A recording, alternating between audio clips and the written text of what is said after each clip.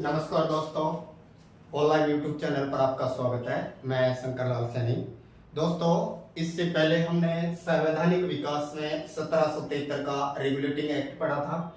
इसके बाद में 1773 के रेगुलेटिंग एक्ट की कमियों की पूर्ति के लिए 1781 में एक्ट ऑफ सेटलमेंट लाया गया, अर्थात जिसको हम संशोधन एक्ट के तौर पर जानते हैं।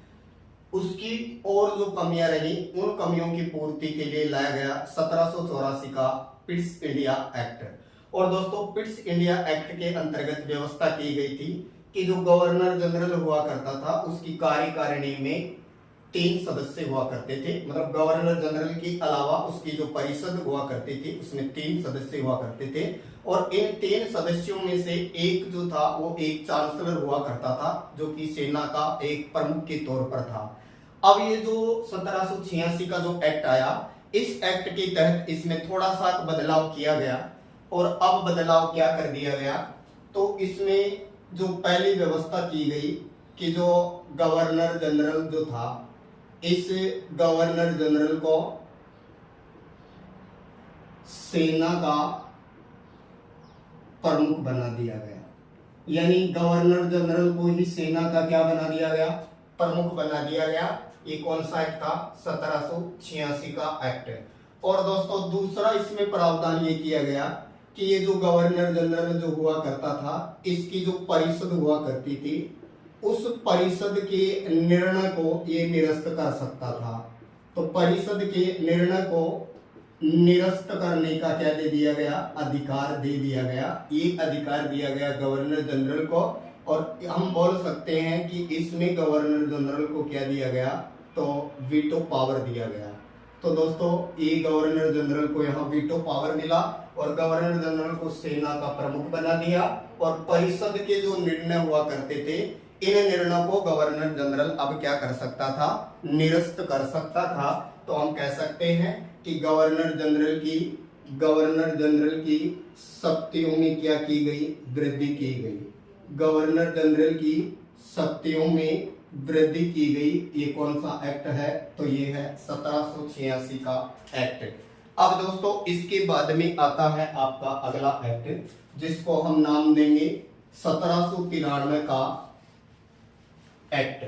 तो दोस्तों, अगला जो हम जिसकी चर्चा करेंगे वो होगा 1793 का एक्ट। अब समझिए 1793 के एक्ट में क्या प्रावधान किया गया। तो सबसे पहले तो इसमें पहला प्रावधान किया गया कि जो ईस्ट इंडिया जो कंपनी थी, कंपनी के व्यापारिक एकाधिकार को या कंपनी के व्यापारिक एकाधिकार को 20 वर्षों के लिए फिर बढ़ा दिया गया। दोस्तों, कंपनी के एकाधिकार को कितने वर्ष तक बढ़ा दिया गया, 20 वर्ष तक। तो अगला जो ये 1813 तक के लिए इसको बढ़ा दिया गया। दूसरा इसमें प्रावधान क्या किया गया, इसमें दूसरा प्रावधान ये किया है कि जो बोर्ड ऑफ जो डायरेक्टर्स था, बोर्ड ऑफ कंट्रोल, ये जो बोर्ड ऑफ कंट्रोल जो बनाया गया था, क्योंकि 1784 के एक्ट में कंपनी के व्यापारिक अधिकार अलग किए गए और राजनीतिक अधिकार अलग किए गए। व्यापारिक अधिकारों के लिए बोर्ड ऑफ डायरेक्टर्स या कोर्ट ऑफ डायरेक्टर्स को जाना गया, जिनकी सदस्य संख्या 24 रखी गई। और जो कंपनी के जो राजनीतिक कार्य हैं, उन पर नियंत्रण करने के लिए बोर्ड ऑफ कंट्रोल की स्थापना की गई, जिसको हिंदी में कहा गया नियंत्रण बोर्ड।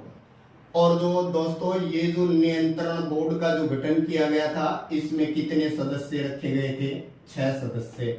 ये जो 6 सदस्य थे, इनमें से हम बात करें तो एक तो राज्य सचिव हुआ करता था, एक इनमें चांसलर, ये कहे कि मुख्य चांसलर हुआ करता था, और 4 जो थे वो ब्रिटिश क्राउन के व्यक्ति हुआ करते थे। मतलब सीधे ये कह सकते हैं कि राजनीतिक जो कार्य है कंपनी के, इन पर ब्रिटेन की संसद ने अपना स्वयं का अधिकार रखा। तो बोर्ड ऑफ कंट्रोल, नियंत्रण बोर्ड, जिसमें 6 सदस्य थे, इनको वेतन भारतीय राजस्व से दिया जाने लगा। भारतीय राजस्व से इनको क्या मिलने लग गया, वेतन मिलने लग गया। बेशक ये इंग्लैंड में रहा करते थे, लेकिन फिर भी इनको जो वेतन दिया जाता था ये भारतीय राजस्व से ही दिया जाता था। और दोस्तों इसमें और क्या प्रावधान किया गया, और इसमें तीसरा प्रावधान किया गया कि कंपनी भारत में अब लिखित रूप में, या ये कहें कि लिखित नियमों के आधार पर शासन करेगी। कंपनी लिखित नियमों के आधार पर क्या करेगी, शासन करेगी। नियमों के आधार पर शासन करेगी। तो लिखित नियमों के आधार पर कंपनी अब क्या करेगी, शासन करेगी। ये प्रावधान भी कौन से एक्ट के अंतर्गत माना जाता है, तो ये एक्ट है आपका 1793 का एक्ट। और दोस्तों और क्या प्रावधान किया गया था इसमें, तो इसमें दूसरा प्रावधान ये किया गया था कि जो लिखित जो नियम आएंगे उन नियमों के आधार पर ही अब कंपनी शासन करेगी। और जो बोर्ड ऑफ कंट्रोल के जो सदस्य हुआ करते थे 6, जिनका कार्य क्या था, इनका कार्य था कंपनी के व्यापारिक अधिकारों की देखरेख करना। तो इसमें चौथा प्रावधान क्या किया गया, कंपनी के राजनीतिक अधिकार जो थे कंपनी के राजनीतिक अधिकारों पर ब्रिटेन का नियंत्रण रखा गया। यानी ये कह सकते हैं ब्रिटेन का क्या रखा गया, नियंत्रण रखना स्टार्ट हुआ। मतलब राजनीतिक अधिकारों पर ब्रिटेन का क्या कर दिया, यहाँ नियंत्रण कर दिया, या ब्रिटिश संसद का क्या कर दिया, नियंत्रण कर दिया।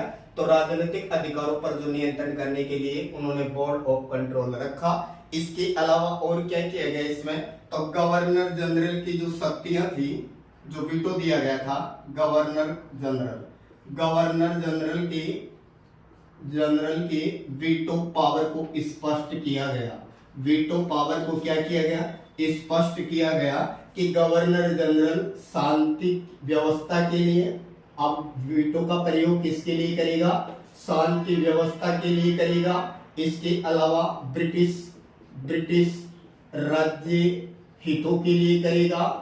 और साथ में बोल सकते हैं तीसरा प्रावधान किया राजस्व के लिए करेगा। तो ये कह सकते हैं कि जो गवर्नर जनरल को जो वीटो दिया था उस वीटो को यहाँ स्पष्ट किया गया, और ये कहा गया कि गवर्नर जनरल अपनी परिषद के निर्णयों को निरस्त कर सकता था। और ये एक्ट था आपका 1786 का। अब यहाँ पर ये कहा गया कि वो जो वीटो का प्रयोग करेगा वो शांति व्यवस्था के लिए करेगा, ब्रिटिश हितों की रक्षा के लिए करेगा और राजस्व वसूली के लिए करेगा। इसके बाद में फिर आता है आपका 1813 का चार्टर एक्ट। और दोस्तों 1813 के एक्ट में फिर कंपनी के कार्य को 20 वर्ष के लिए बढ़ा दिया जाएगा। आंशिक रूप से कंपनी के व्यापारिक अधिकार बंद हो जाएंगे, लेकिन चीन और चाय के साथ में व्यापार बना रहेगा। चैनल को लाइक करें, सब्सक्राइब करें। थैंक यू दोस्तों।